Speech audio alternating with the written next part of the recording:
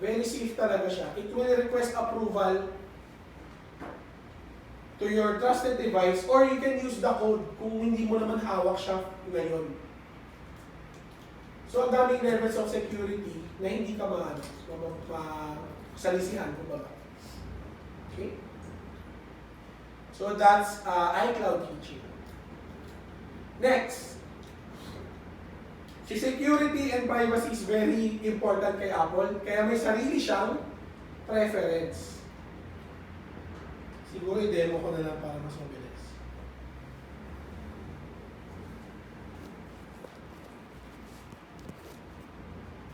Yan.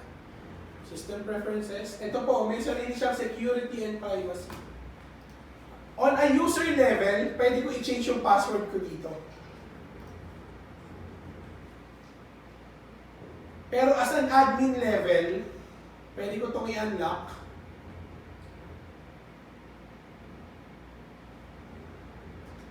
Ayun yung Touch ID, password talaga siya. Ayan o. I can even manipulate kung saan lang siya tatanggap ng apps. From App Store lang ba? O ito. Dati sa Shera meron pang anywhere. Pero tinanggal na yun. Hindi kasi safe eh. Okay? Sa advanced option meron din. File Vault, na-discuss na siya on setup. It will encrypt the whole hard drive, making it impossible to access the data unless you have the password. Kahit baklasin pa itong Mac na to, hindi mo ma-access yun. Magagamit mo yung hard drive, pupuray mo na lang. At least hindi mo na-access yung confidential files. Meron personal firewall. Bukod pa to sa sa network firewall. Meron siyang privacy for location, for apps that will access my photos, and siya. So again, bago lang itong unit ko kaya wala pa masyadong settings. Okay. So may sariling system preferences, C, security and privacy. Ayan. Ay nga pala, baka napansin nyo kanina, tsaka dito sa screenshot. May privacy policy po si Siri sa mga naka-iPhone dyan na nagsi-Siri. Kasi everything you say goes to the Apple servers. Itina-translate niya kasi yung sound waves ng voice mo to a recognizable command ni Siri. Kaya yung iba ayaw mag-Siri kasi baka sabi nila, Apple knows what we're doing. Kaya pag pinapakanta si Siri, ayaw na. Ayaw mami. Baka siguro. Siri, sing! I don't know how to say. Pero on your personal No, life. sing! Pero yun na, just so you know, everything you say kay Siri goes to the Apple servers. Kaya may part siya ng security and privacy pa rin si Siri. Okay? Ito yung sinabi ko kanina. Remember sa setup, merong diagnostic and usage. If you disable that, pwede nyo i-enable ulit dito. Ito nga yung nagsisend siya ng diagnostic report automatically kay Apple kapag may nag-shutdown o nag-close unintentionally yung app. Pero most corporate accounts namin, they don't check na. Ayaw nila. Proactive si Apple. Okay? So everything about privacy, ayan din, si dictation. Tech support na mag-send agad na. Have you tried dictation on your Mac o pina-off din sa inyo? Off. Naka-off. Si dictation is you just dictate what you want to type. Pero again, just like Siri, everything you say goes to Apple servers. Actually, in-advise ko na sila Sir Mika na pwede niyong i-on to.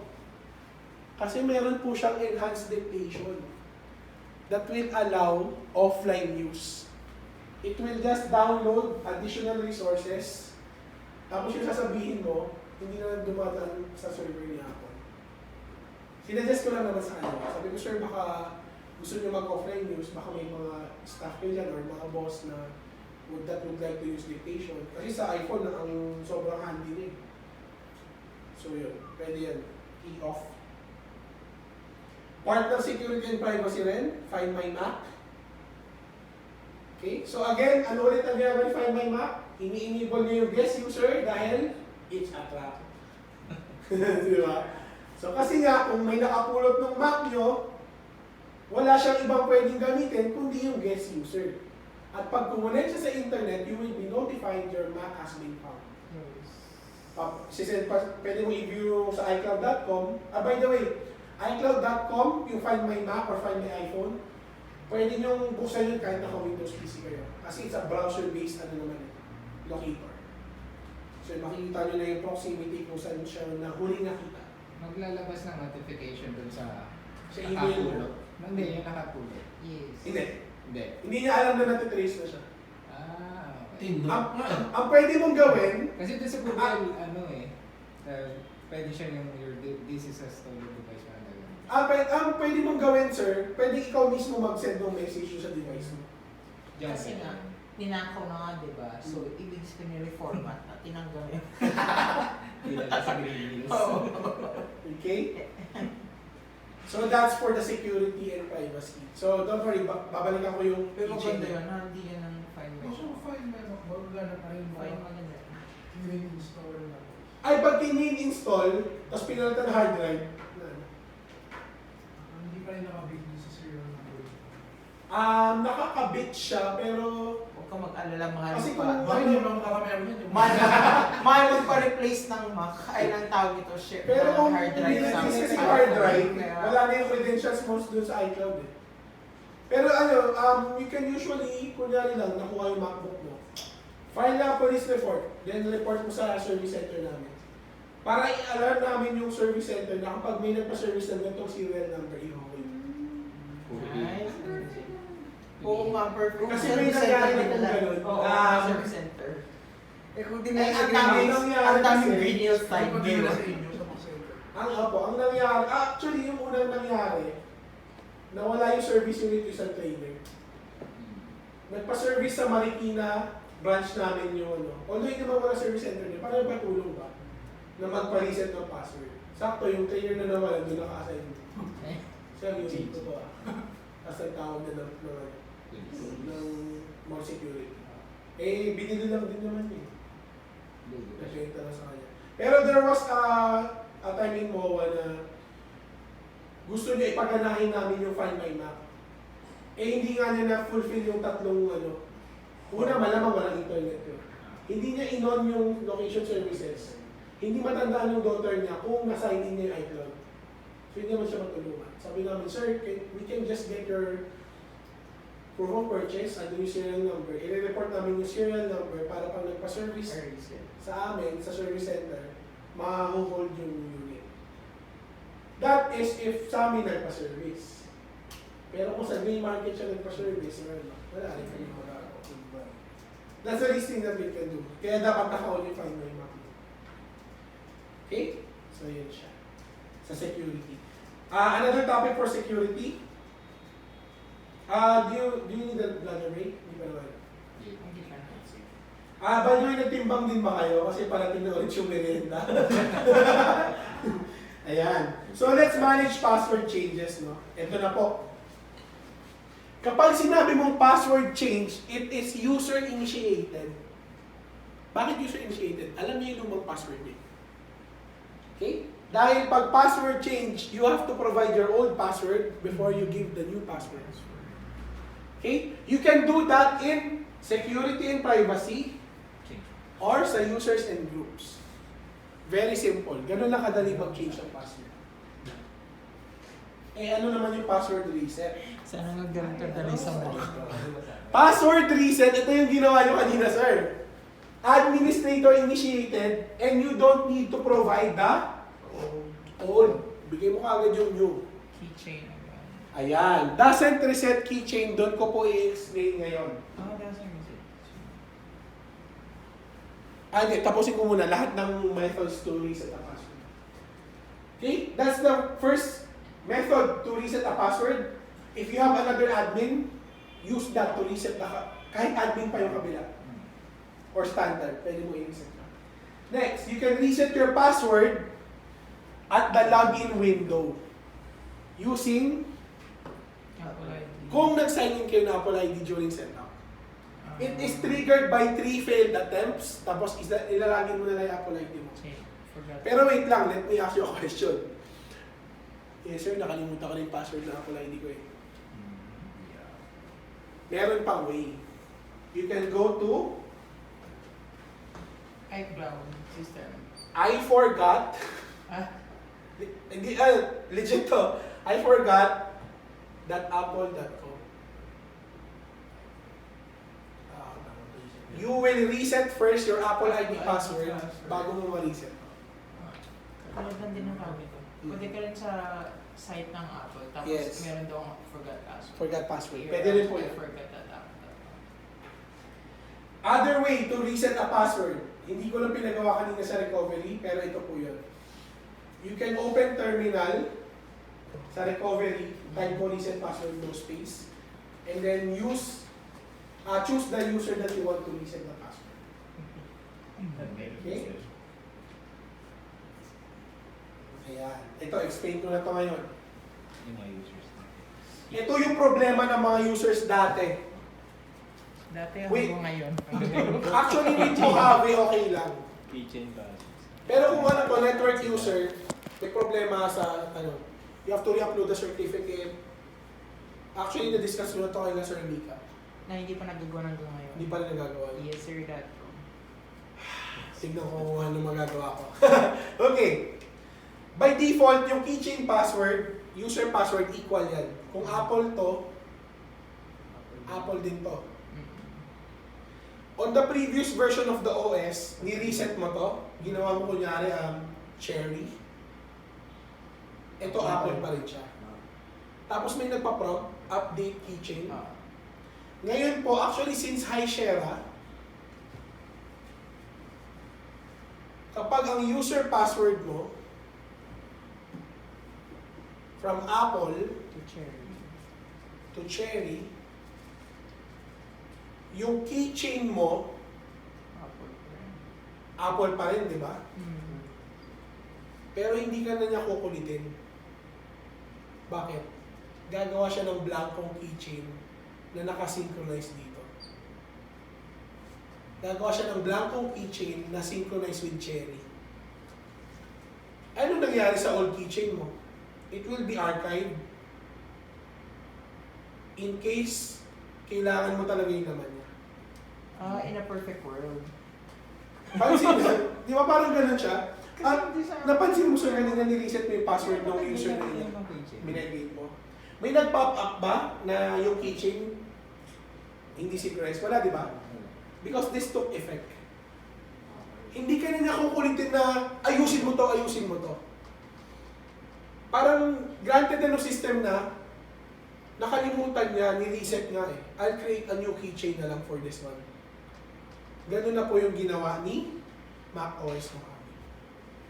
Kasi sobrang hassle yan, especially with us trainers and tech supports, no? So yun yung nag-focus ng frequent blackout. Yes. Dati. Pero nga dapat hindi na siya. Dapat hindi na.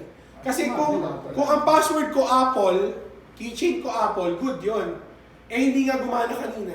Ni-reset. Yung Apple ginawang Cherry. Wala nang pakialam si keychain doon. Gagawa na lang siya ng Panibago. panibagong keychain para doon sa Cherry na password. Tapos So, i-archive lang niya yung luma para in case maalala mo yung password mo, ma-access mo pa yung laman ng keychain na yun. So, Ganun ibig na po sabihin, yun. bagong process na lang for saving any password. Really. I-ano lang, kasing blanco siya, i-save lang niya ulit yung mga passwords sa pinapasok mo Diba sa sa atin yan? Wala pa diba? Nagpapapap pa rin naman ng keychain password. I-try niyo po sa Baka pagkakamakakita. hindi kasi mga... So regardless kung naka-jam F na ano pa rin to? Dapat, pag naka-jump Isa visa, sa try. Safari. May naka-NDM. Oo. Kasi Pero usually, kapag ka nag-create siya ng bagong keychain, yung mga trusted certificates nyo sa Jamf, you have to re-download. Yun yung diniscuss ko kay Sir Mika nun. Kasi yung bagong keychain mo blanco eh. wala pa yun. Oo. Eh yung mga trusted certificate nyo from the Jamf server, nandun sa luma. Sa luma. I-re-input nyo lang. Para ma-access nyo pa rin yung server, yung services ng Jamf nyo. Kaso hindi naman tayo gumagamit ng cloud Wala for naman that din. Diba? Ang alam ko naka-jam So, ibig sabihin, kailangan mo munang i-wire, kailangan mo nang i-back up yung dati, tapos to have it loaded sa bago na certificate. Actually, yung certificate pwede mo ipadala yung through email. I-install mo lang siya sa keychain. Trusted certificates na naman siya. Installable naman. Pwede mo siya i-install. Okay. Okay? So, Moving ida-drag mo lang siya. Drag. Yeah, pwede mo i-drag na sa loob ng keychain. Okay. Para maging trusted siya ulit kung makakita. Oh, okay. Next, firmware password utility or startup security utility. Ito yung sasabi kong parang BIOS sa Windows.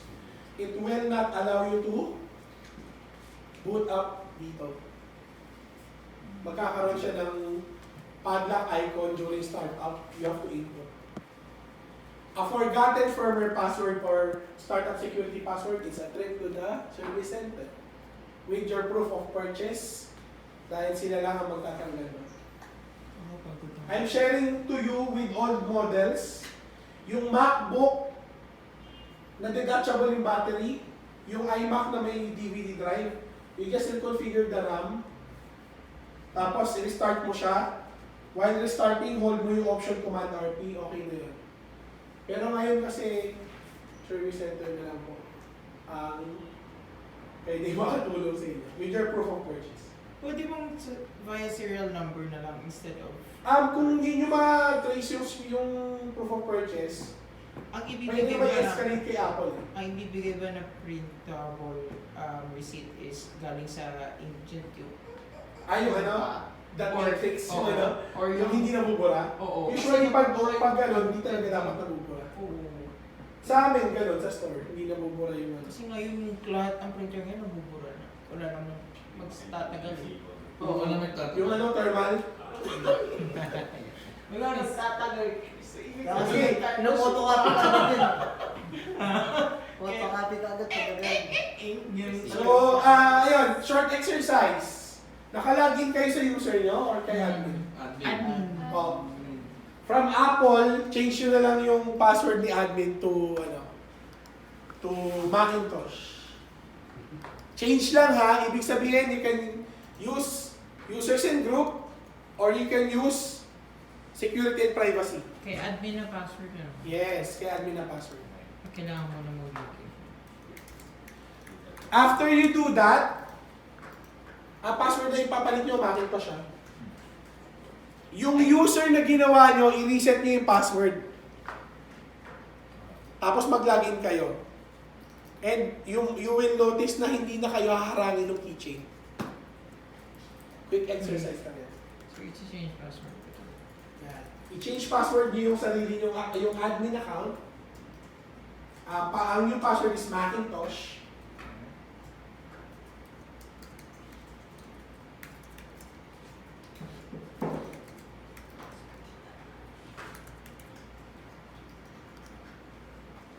Yun na yun? Ganun lang yun. Change Try to unlock the padlock ulit. Pero Macintosh na yung yung password nyo. Teka, parang... Yung padlock mo sa ibaba. Ayun. Ayan po, sa ibaba. Yeah. Macintosh na yung password. Okay, Kapag unlock. dalawang admin mo, ay yung dalawang account admin, tapos i-change mo yung password mo. Yung kabilang admin, okay lang. All admins are created equal. Ngayon, yung bagong yung user na ginawa nyo, palitan niyo yung password. Gawin nyo rin Macintosh. Di ba hindi na siya humingi ng old password? Oo. Once you reset the password, sige, reset nyo po. Mag-log out kayo kay admin, mag-login kayo dun sa user na ginawa nyo. And you will see, keychain will not block you from logging in. Yan, Macintosh na rin yung password ng user na ginawa nyo. Walang pop-up, walang notification na hindi nakasynchronize yung keychain nyo. But I think what you're experiencing naman sa Jam is kasi nga blank yung bagong keychain, wala sa kanya yung trusted certificate ng server. Ayan sir. May laman lang siya kung ano yung kasi connected ka pa rin naman sa Wi-Fi. Pero any password na from that from the previous password na nasa-save na wala. Okay? Hindi na that, ma-access yung hindi na ma-access yung ginawang account. Yung standard account. ano pong i-access? from admin, hindi na ma-access yung standard. Nakalock. Ay, hindi na. Ano po? Naka-unlock. Ha? Hindi ko alam, sir. Sige, sir, close mo muna. Relaunch mo siya. Ah, sige. Check mo. Baka hindi na nag-take effects mo. Teacher services. Unlock. Macintosh. Macintosh na. Ayaw nga. What happened? Ngayon wala nakita yan. Say yes, Jerry, ma'am. Try to restart the ano. Mac. Or log out the admin to take, para mag-take effect yung ano, yung changes. Sige, sir. Okay. Pero bakit naka-grade out yung isang admin sa isang Check it. Check mo kung naka-login pala. Naka-login pala, sir. Naka-switch user lang ngayon. Ayun, dapat naka-log out siya. You cannot reset a password na isang user na naka-login. Ayun naman pala naman. Ayun. Di pala kayo Kaya naka-log out. buti na lang, nang tayo grade out kasi. Yan din yun sa akin eh. Oo. Ayan, apas user switching kasi sila. Papalitan mo na nakalaging bastos kayo. Sabi niya kasi, nakalaging pa ako, pinapalitan mo na yung password ko. Logout data.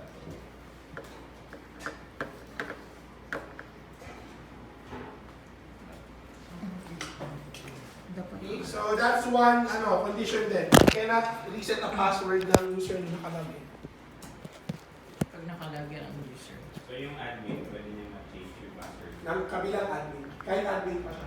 Pag ano lang, Pag say, nag-pumama na. standard. Okay. Hindi. Admin, kasi si standard hindi niya kayang i-unlock yung unlock. So admin lang. Okay. Moving on. Okay na tayo with password security. Humingi ba ng keychain? Wala, di ba? Hindi. Pero dati yan, puputaktiin ka nung ano. Oo. Nung, oy, ayusin mo ko, update keychain. Kasi there are items na ina-access ng keychain. So kindly log out all users. Then log in kayo kay admin lang ulit. Password niya Macintosh na ngayon. This one more on wala masyadong exercise na muna. Kasi we're going to talk about ano. Then after this bladder break na kasi ako yung need ko na ng bladder break. Okay, managing file system and storage. Ito yung question kanina. Pero na-solve naman, na-answer naman kasi yung about this map, nakita ko ano yung kinoconsume ni system. By default po, when you buy a new Mac, isa lang yung partition niya. Macintosh HD lang.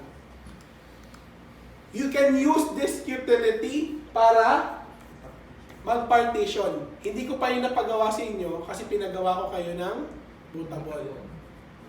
Okay, so later ko na lang papagawa sa inyo yung partition. Once na-test nyo kung bootable na nga yung mga yan. Okay. Actually, pwede ko ipapartition sa inyo yung hard drive ngayon, yung Macintosh HD mismo. Next, there are times na magiging 3 partitions kasi may external ka. Okay? So, yun lang naman. Take note, ang partition scheme ng Mac ay GUID or GPT. It can support up to 16 partitions. Pero wala pa ako nakikita mo. Sobrang ano naman. Sobrang nipis na. Ang nipis na nung ginagamit namin. Pero yung mga hard drive ko, usually 3 to 4 partitions kasi 3 to 4 OS. Okay, so yan ako siya. Moving on, let's talk about storage. Ito po siya. These are the different partition scheme. Number 1, GUID, partition map. Ito yung default ni Mac. For legacy Mac computers, naka-APM po yun. Or Apple partition map. Map 9. Yan, yung mga iBook G4. Yung mga ganun. Jurassic Mac tawag namin doon eh. Kasi when I was a junior trainer, may nagpa-support sa akin na naka-Mac OS 9 pa. Shoot. Eh, ang nabutan ko, Tiger na ata eh. 2000 something. Sabi ko, sir, di ko po masyadong alam yung OS na yan. Mac OS 9 eh. Yeah, ang nabutan ko is Tiger, then Leopard, then Snow Leopard. MBR or Master Boot Record, default for Windows. Pero usually, pag bagong biling hard drive, naka-MBR yan. So this is the partition scheme. Iba yung volume format. The partition scheme talks about the physical hard drive. Ano yung partition scheme niya? Yung format is what is the logical volume inside. Number 1 is APFS. Ganito po ang isang APFS Mac computer, no? You have the Macintosh HD, andun yung system nyo. Andun yung pre-boot volume. Ano yung pre-boot volume? Pre-boot volume is required para kay file vault. Bakit kaya? Sayang, di pwede sulatan yung panel. Okay, ito yung hard drive nyo, di ba? Ito si Macintosh HD. Ito si pre-boot. MHD, Macintosh HD, si pre-boot. Kapag naka-file vault, naka-lock to.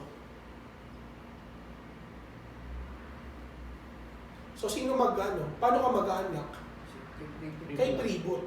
Si pre-boot ang susi. Parang sa Windows siya si PGP. Parang ganun. Parang gano'n. At si pre-boot ang magsiserve ng login window mo. Okay? Yan yung sa atin, di ba?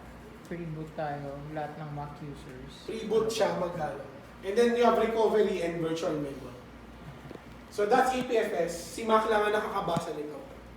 Together with Mac OS Extended Journal, the previous, yung predecessor nitong APFS, tsaka Journal Encrypted. Hindi lang nakalagay, pero merong APFS encrypted. Kapag naka-file vault ka, encrypted ang format niya. You have Mac OS Extended for legacy volumes, like APM, and you have Windows, no? You have FAT32 and exFAT. This one, read and write si Mac, read and write si Windows. Pero there's, na-try nyo na ba? There is a restriction for FAT32, Kapag yung file mo, 4 gig pataas, hindi mo na siya makokopya sa FAT32. Anong kailangan mo? Pag ganito, exFAT ka.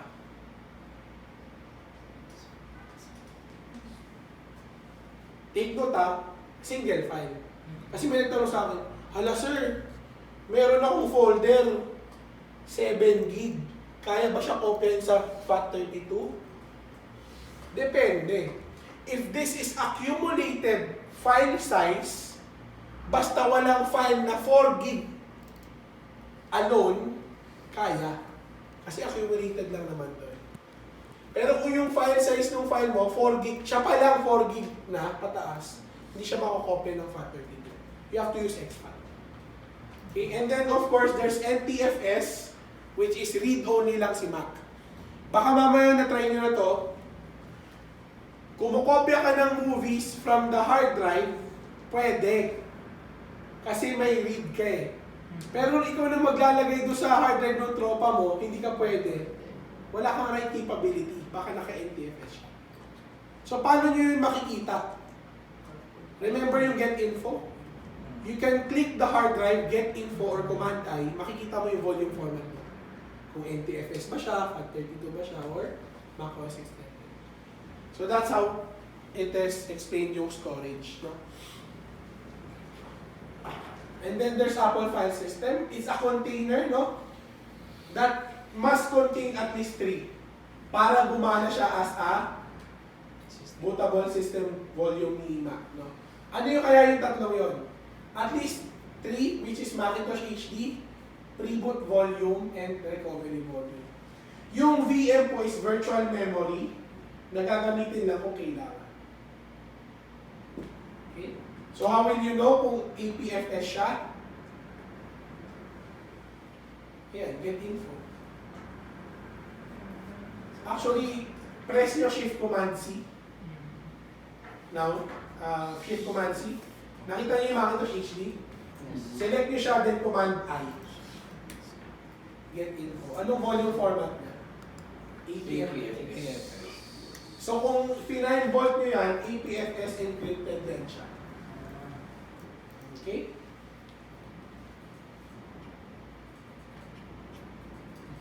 So this one, familiar na. This is disk utility. Purgeable? Punta niyo purgeable daw. Purgeable to. Pure gold to. Okay, this one is familiar na. Pinagawa ko na to kanina, yung disk utility. The very first is the physical disk. The container and the volume appeared indented. Same goes with external hard drives. The very first one is the physical disk. The indented part is the volumes. Okay? Discuss lang ako konti dito. Ano yung pinagkaiba ng unmount sa eject? Kasi di ba, uy, paka-unmount ng hard drive. Iba, tapos may iba, paki-eject ng hard drive. Ang unmount, you are just disconnecting the hard drive by the system, but it's still connected by power. Pero kung eject, both yun. Safely remove. Parang gano'n sa mga. To safely remove on a Mac, again, drag the USB to the trash, or select the hard drive, Command E. Kahit sa Finder, may eject button din. Nung diniscuss ko yun sa isang end user, ma'am, pakita ko sa trash.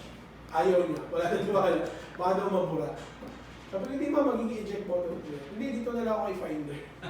Ayaw talaga niya eh. Doon siya sa eject button. Pero once wala na siya sa Finder, safely remove na siya. Yun yung counterpart ng safely remove hardware. Okay, so skip ko na to because we've done this already. You even did the first aid to repair. Recap lang, bakit hindi mo pwede first aid habang nakaboot ka? Kasi mag-freeze yung volume mo. Hindi mo pwedeng, ngayon, nakaganto ka, hindi mo pwedeng i-repair or first aid si Macintosh HD kasi nakaboot ka sa kanya. That's why, very helpful yung meron kang external bootable or the recovery HD or the Mac OS recovery. Okay? So that's storage. Now,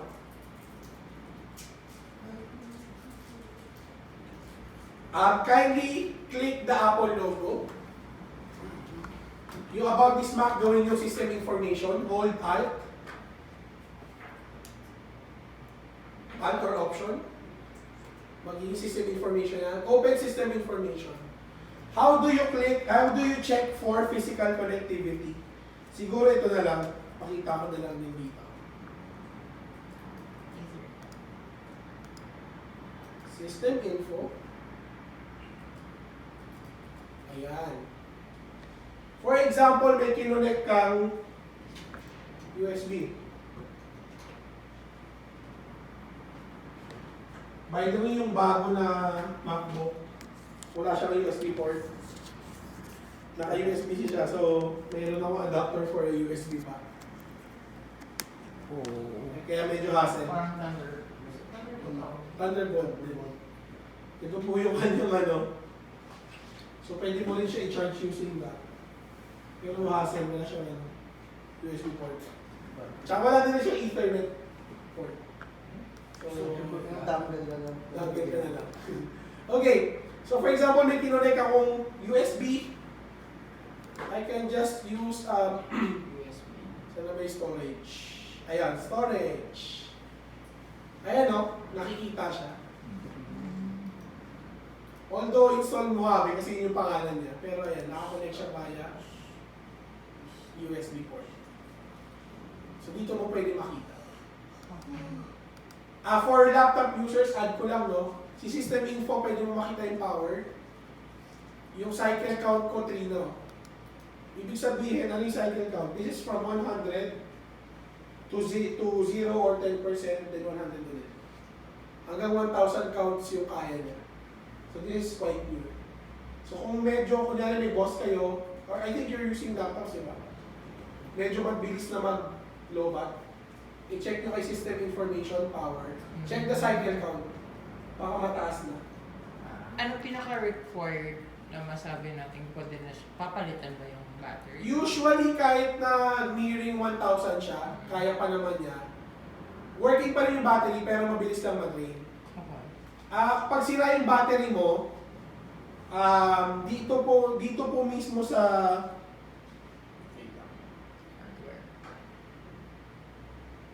dito mismo sa battery life, hindi lang kita. Let me just...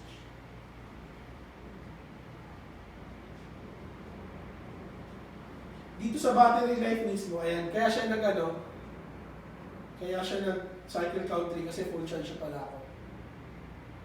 Dito po mismo, magkakalagay dito, service battery na. Nadidetect din ng system. Basta.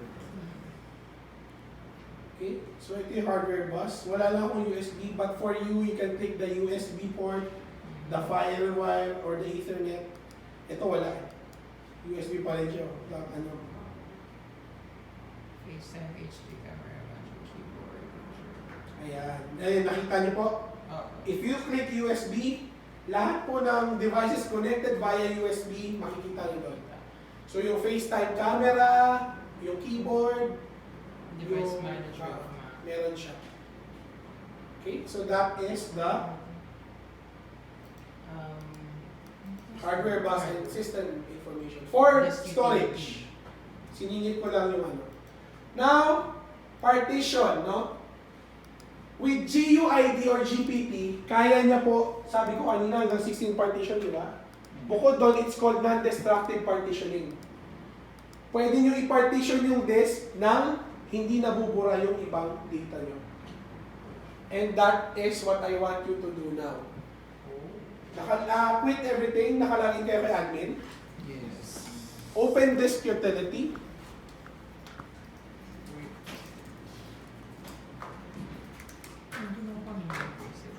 Disk utility. Then partition. Select nyo po yung pinakauna, Apple HD. Apple HDD. Click nyo po yung partition. Now, it will ask you two options. Anong gusto mo? I-partition mo talaga yung physical volume? O gagawa ka ng volume sa loob ng container? Let's try the first one. Partition. Ayan o. Click nyo yung plus sign. Let's cut it equally in half. Tapos, name, di ba magiging untitled? Gawin nyo na lang data.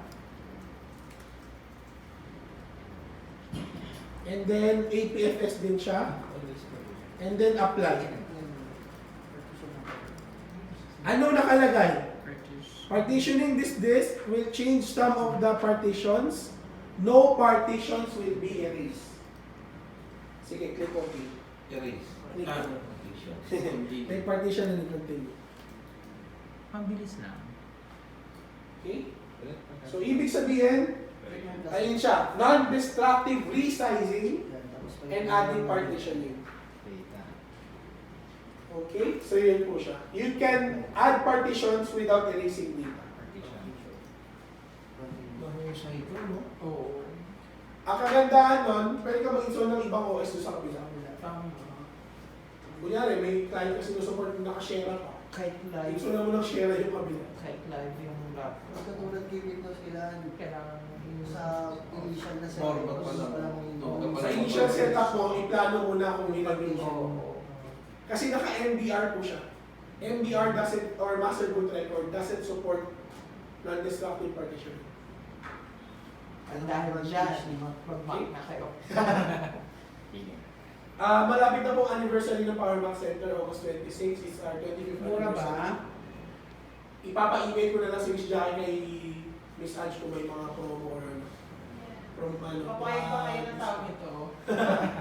Sira akong phone, papalit ako ng bago dito. Moving on, while waiting sa mga nagpa-partition, ayan, mabilis lang talaga siya. Ito nagawa nyo na kanina. When you erase your yung external bootable nyo, nagawa nyo na po ito. This is to totally reformat or erase everything. Pero may i-add lang ako discussion. Meron po siyang security option. Hindi ko po yun pinagawa sa inyo kanina. In-erase lang natin kagad. Pero there is a security option. Okay? So, dito ko na lang i-demo. So erasing a disk and erasing a volume. I will open disk utility. Ayan. Check flash. If I erase security options, ito po siya. Fastest. This option does not securely erase the files on the disk. A disk recovery application may be able to recover the file. Yung disk warrior, ano pa ba? Data rescue, yan. Pag nilagay ko siya dito, single pass erase ang tawag sa kanya. It will write a pass of random data, then a single pass of 0. Sa computer kasi binary lang naman yun. 1 and 0 lang yan. 0 means empty space. Number 3, 3-pass secure erase. It is secure, it's so secure that it's approved by the Department of Energy ng US. Yung pinakamataas, 7-pass erase. It's approved by the US Department of Defense.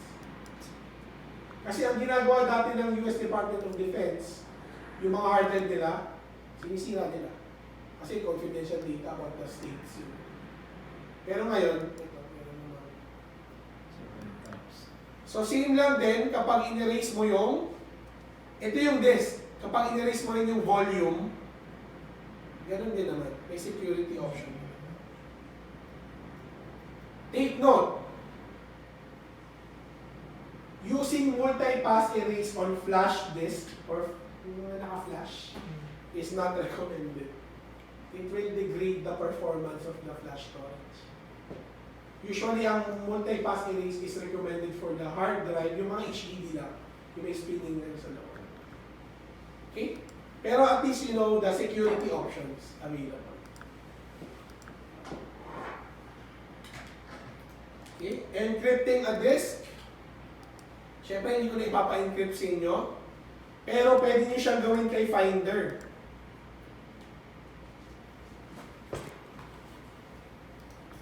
Ito po. Nakita niyo to? Pwede ko siyang i-right click. And then, wala lang encrypt kasi nga naka-ano ako. Naka-bootable to. Pero you can right click encrypt a disk using Finder. So kung meron kayo external hard drive, pwede nyo pong i-encrypt using Finder. Right click nyo lang. Then, encrypt should be somewhere. Okay? Kung nag-format ka ng USB dyan, anong magiging file system? Ay, depende po sa inyo. Mamipili ka. Apo, ito po. Pag finormat ko siya, kasi okay na pala i-format ko na to. Kunyari, ito format ko siya, erase. Pwede ko siya gawin file. Ayan po lahat pala, sorry. Yan yung complete, kasi wala sa slide yan eh. Ayan, merong case-sensitive pa nga, usually for servers. Para alam nila yung username na Joseph with a small letter sa Joseph na naka-capital letter. Usually for server. Dito naman, so dito volume format lang. Dito, pwede mong ibahin yung partition scheme. Sorry. Pwede mo ibahin yung partition scheme, gawin mo siyang MBR. Kapag disk, ito, yung pinakataas, pwede mo ibahin yung scheme. Pero pag volume lang, volume format lang pwede mong gagawin. So yun yung difference.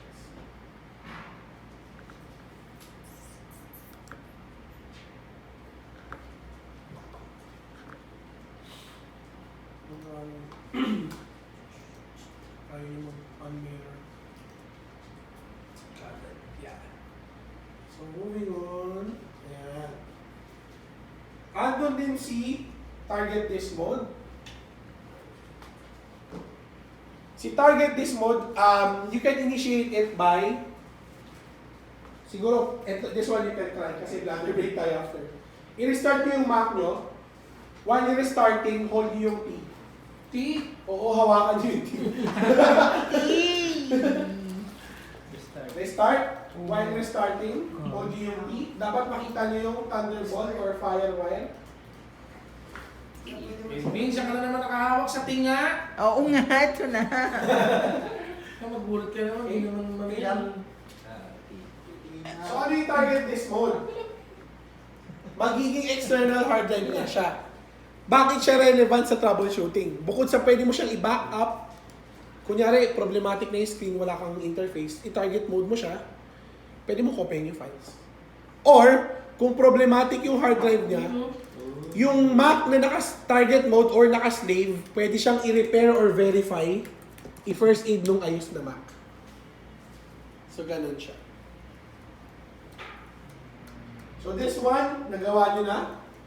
Yung first aid. So, actually, nagawa na natin ito lahat during exercise. So, nag-erase kayo ng disk. When you created a bootable drive, nag-repartition tayo. Napansin nyo? Very helpful, no? Pwede ka mag-add ng partition nang hindi nabubura yung data. Nakaboot ka pa nga sa kanya eh. Gumawa ka ng kabilang partition. Di ba? You repair the partition during target test mode. Later na lang siguro kasi magkakaiba yung units nga. We don't have the cable. Pero ayun, na-try nyo na rin mag-repair ng partition when you prepared the USB. So let's have a bladder break, 5 minutes.